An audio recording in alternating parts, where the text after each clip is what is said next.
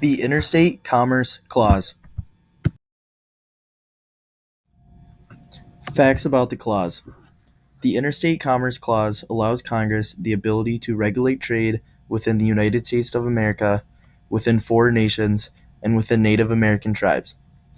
This means that Congress can create laws that affect trade across state lines. The goal of the Interstate Commerce Clause is to create a unified national market.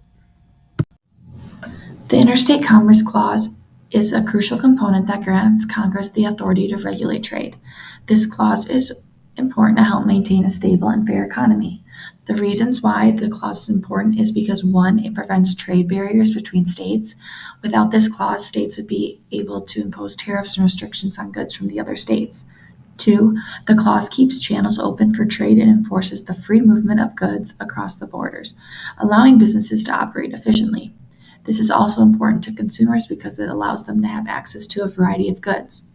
Three, the clause helps regulate prices, which helps maintain fair competition in the market, protecting both consumers and businesses. Four, Congress can ensure that goods being moved across the border are not goods manufactured from child labor. And five, Congress is also able to protect the public from dangerous products being transported. The case we will investigate and use to demonstrate the importance of the Interstate Commerce Clause is Wickard versus Filburn. The case takes place in 1938 with Roscoe Filburn, an Ohio dairy farmer. He grew wheat, raised poultry and dairy cows, and sold milk and eggs.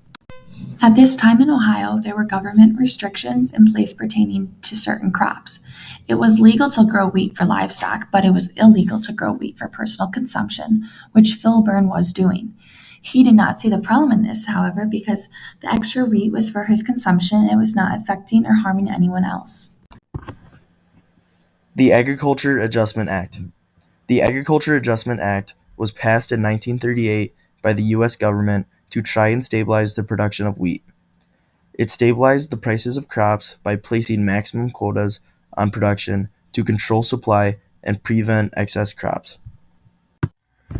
Under the Agriculture Adjustment Act, farmers were also being paid by the U.S. government to not plant crops on part of their land so that they could try and limit the amount of production. These government quotas limited all usage of these crops, whether it was for personal use or whether they were trying to sell them. After the Agricultural Adjustment Act was put into place, Claude Wickard, the U.S. Secretary of Agriculture, who served from 1940 to 1945, helped manage the act and policies related to agriculture. He served under Franklin D. Roosevelt, who was the person who helped establish the Agricultural Adjustment Act in the first place. During his time in this position, Wickard managed the Agricultural Adjustment Act, and it was important to do so to balance the supply and demand of crops and ensure fair prices for farmers and enough food for citizens during wartime. Under the AAA, an 11.1 acre wheat maximum was established to stabilize the market. Filburn's wheat quota fell into the 11.1 acre limit based on his farm size. However, Filburn ended up producing 23 acres, so 11.9 acres over the quota he was assigned. The 11.9 extra acres produced 239 bushels of wheat. Filburn was issued a fine by the U.S. Department of Agriculture for overproducing wheat. He was charged 49 cents per bushel he overproduced, which came to a total of $117.11. Issues with extra wheat production. The excess production of wheat produced by Filburn would affect the supply and demand for wheat. This would increase supply and decrease demand. Since Filburn grew his excess wheat for personal use, he then did not need to purchase wheat, which would ultimately bring the demand for wheat down. This goes against the Agriculture Adjustment Act.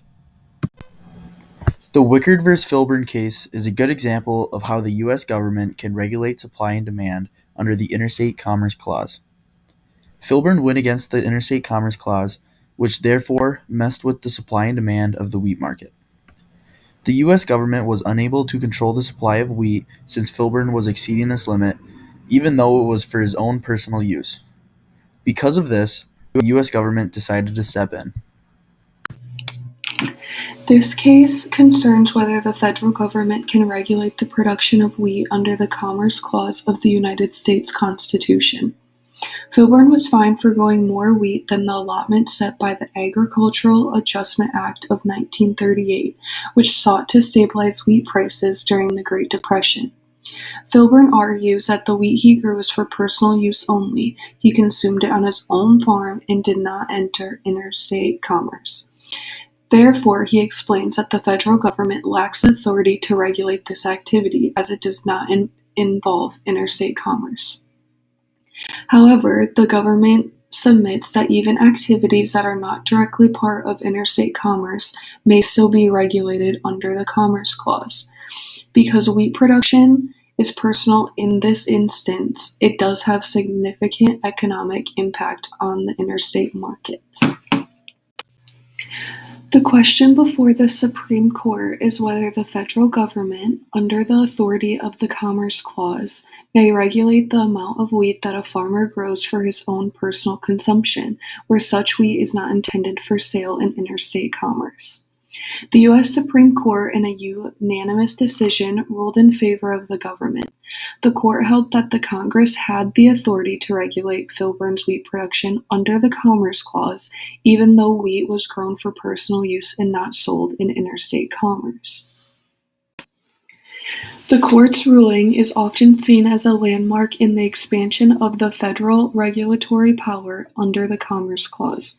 It signaled that Congress could regulate local and non-commercial activities if they had a substantial effect on interstate commerce.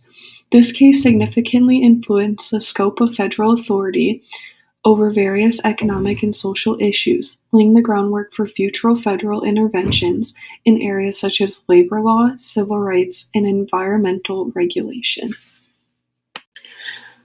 The court's decision was important because if they had given a pass to Filburn, then other farmers would see that and then they could start participating in that too. The courts explained that the effect of all farmers growing wheat for personal use could substantially affect interstate commerce, and it could also destabilize the national wheat market.